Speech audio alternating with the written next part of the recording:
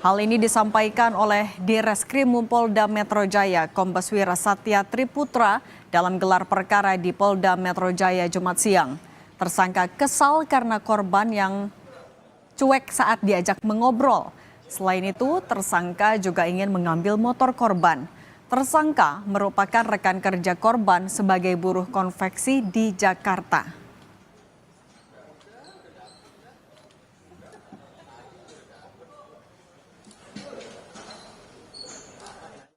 Tersangka merasa tersinggung karena korban merasa acuh ataupun mengacuhkan obrolan daripada tersangka.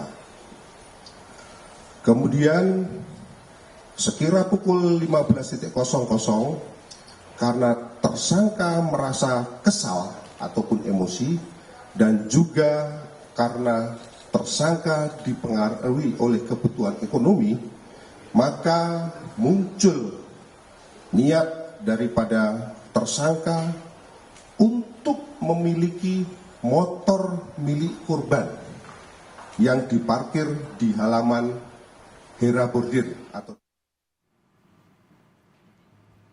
Sebelum gelar perkara, Subdit Jatanras Polda Metro Jaya sudah melakukan olah tempat kejadian perkara kasus pembunuhan pekerja konveksi yang jenazahnya ditemukan di dalam karung di bahu jalan Dan Mogot, Batu Ceper, Tangerang pada Jumat pagi.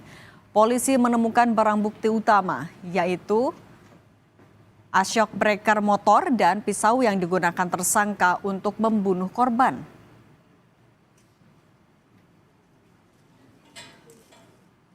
Di lokasi, kami menemukan beberapa bercak darah serta alat bukti berupa shock breaker, sepeda motor, dan pisau, serta karung, di mana karung di tempat eksekusi tersebut sama dengan tempat kejadian penemuan mayat. Olah TKP ini kami lakukan untuk mencocokkan keterangan dan barang bukti yang kami temukan. Untuk selanjutnya kami rangkai dalam rekonstruksi dan di dalam berkas perkara penyidikan kami. Polisi juga sudah mengamankan CCTV yang merekam pelaku. Dalam rekaman CCTV, tersangka berinisial N alias R menggunakan motor biru membawa jenazah korban dalam karung. Tersangka tertangkap CCTV Polda Metro Jaya dalam perjalanan usai membunuh korban di tempat kerja mereka di sebuah konveksi di kawasan Pesanggerahan, Jakarta Selatan. Jenazah kemudian ditemukan di sebuah got di Jalan Dan Mogot, Batu Ceper, Kota Tangerang, Banten.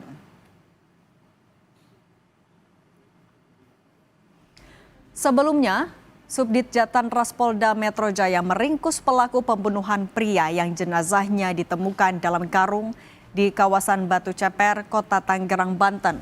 Pelaku berinisial N alias R ditangkap pada Rabu sore di sebuah rumah di Kelurahan Panunggangan Utara, Kota Tangerang.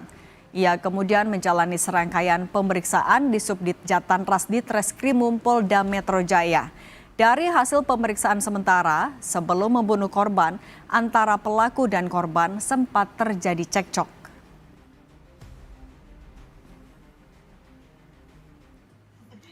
Membahas kasus pembunuhan pria dalam karung, sudah bergabung bersama kami di Kompas Petang, kriminolog Universitas Indonesia, Prof. Adrianus Meliala. Prof. Adrianus, selamat petang.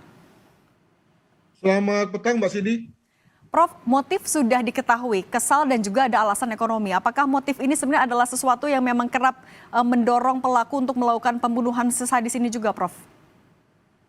Betul sekali. Jadi saya bisa menerima kalau yang bersangkutan memang melakukan suatu perbuatan fatal kepada yang bersangkutan. Lalu kemudian, tapi ada kemungkinan begini, bahwa walaupun sudah dibunuh karena sakit hati, tapi kemudian ada saja kasus di mana korban kemudian dikebumikan baik-baik, ya, atau ditinggalkan secara rapi begitu ya. Namun yang terjadi pada kasus ini adalah bahwa setelah dibunuh lalu kemudian dilakukan langkah-langkah untuk yang kita sebut sebagai degrading, ya, merendahkan dirinya atau melakukan dehumanisasi atas diri korban. Misalnya dengan cara memasukkannya ke dalam karung, lalu kemudian memasukkannya ke motor, dan kemudian lalu menjalankan motor tersebut untuk kemudian dibuang ke got gitu ya. Jadi bayangkan betul-betul diturunkan derajatnya, bukan lagi sebagai manusia tapi sebagai, mohon maaf, sebagai hewan gitu ya. Nah, tentang membuang dengan karung dan kemudian dalam motor sendiri, itu saya kira hal yang oke banget tuh ya secara ilmu ya, dalam arti bahwa yang bersangkutan memang bekerja sejalan dengan psikologi pembunuh. Mengapa demikian? Karena masyarakat beranggapan begini, bahwa seorang pembunuh itu tentu tidak mau kelihatan hasil pembunuhannya, maka dia akan menyembunyikan korban yang dibunuh, dan kemudian lalu mengendap-endap sembunyi-sembunyi gitu ya, tidak berani muncul dan seterusnya. Nah, inilah yang kemudian dia lawan ini. Dia muncul di jalan raya dengan motor korban ya, sekaligus juga dengan karung berisi korban begitu ya. Dan tentu saja mengapa tadi saya katakan melawan psikologi pembunuh, maka bagaimana mungkin orang lalu kemudian curiga ya bahwa di dalam karung itu adalah korban ya. Jadi dengan kata lain, dia tidak menampilkan profil seorang pembunuh, makanya kemudian lalu dia bisa berjalan dengan tenang ya, sampai kemudian lalu membuang korbannya di Jalan Dan Mogot, Jakarta Barat. Demikian. Nah, Prof, tapi dengan sampai melakukan dehumanisasi, kemudian juga modusnya tertangkap CCTV juga, bagaimana Anda mencermati psikologi dari pelaku juga? Nah, tentu saja semua kejahatan pasti ada celahnya ya, pasti ada bolongnya, dan ketika itulah lalu kemudian lewat bolongnya itulah yang bersangkutan tertangkap. Jadi satu pihak dia memang sudah cerdas itu ya, dengan bersikap biasa, terbuka, terang-terangan membawa karung ya, dan semua orang tentu tidak akan mengira bahwa karung itu berisi manusia. Lalu kemudian dia tenang juga mengendarai, tapi ada yang dia lupa bahwa sebetulnya ada CCTV yang merekamnya, dan CCTV itu lalu kemudian menjadi satu penyambung ya dari rangkaian peristiwa yang lain. Jadi ada orang yang menemukan korban pada saat yang lain, lalu kemudian ada orang yang merasa kehilangan, dan kemudian ada CCTV, maka jadilah ya satu rentetan yang kelihatannya tidak disadari oleh si pelaku. Demikian.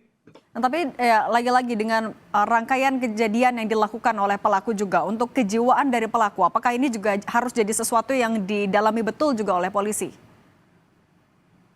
Ya boleh saja, namun saya menduga bahwa yang bersangkutan pertama memiliki kontrol diri yang kuat ya, dengan kata lain dia tidak panik, malah kemudian bisa mengontrol dirinya dengan cara membuang korban secara tenang. Yang kedua juga cerdas ya, dia tadi melawan psikologi pembunuh biasa ya, yang umumnya takut, tegang, dan berusaha sembunyi, malah dia kemudian menunjukkan sesuatu yang sebaliknya. Dengan begitu lalu kemudian orang tidak curiga padanya. Dan yang ketiga, dia juga memiliki tilik tempat ya, dengan kata lain dia bisa memilih-milih tempat untuk membuang korban, dia bisa menggunakan sepeda motor korban, dia juga bisa mencapai tempat itu dengan baik, dan itulah beberapa indikator bahwa yang bersangkutan sebetulnya sehat ya secara kejiwaan. Demikian. Prof, tapi dengan ketenangan yang seperti yang Anda sampaikan, ini bisa dibaca adalah sesuatu tindakan yang spontan atau justru sudah direncanakan? Oh, saya menduganya ini memang direncanakan ini ya. Jadi mungkin sekali pada saat pembunuhannya sendiri itu cukup spontan ya, dengan kata lain tidak dilakukan dengan misalnya mengadakan satu alat khusus ya. Jadi saya menduga bahwa spatbor ya, kalau nggak salah, yang dipakai sebagai alat pembunuh itu ada di sekitar mereka. Demikian juga pisau juga ada di sekitar mereka. Dengan kata lain, kalau kita memakai pendekatan pidana bahwa perencanaan itu adalah sesuatu tindakan yang memang dilakukan khusus untuk itu, gitu ya. Maka kelihatannya hal-hal yang menjadi pembunuh tadi itu ada di sekitar mereka. Tapi bagaimana dengan karung misalnya? Nah, jangan-jangan karung juga adalah sesuatu yang memang disediakan secara khusus oleh si pembunuh. Pada saat itu lalu kemudian dimensi perencanaan masuk. Demikian juga ketika yang bersangkutan itu memasukkan korban ke karung dan kemudian membawanya dengan sepeda motor, itu juga saya kira bagian dari perencanaan tuh ya. Jadi agar kemudian orang tidak curiga, maka kemudian ya masukkan korban ke bawah motor dan dia jalankan, itu juga bagian dari perencanaannya. Dengan kata lain, maka kalau kemudian dalam hal ini kepolisian, kejaksaan mengenakan ya pasal-pasal pembunuhan berencana, ya saya kira bisa diterima. Demikian. Baik, Prof. Adrianus Meliala, terima kasih sudah berbagi di Kompas Petang. Sehat selalu.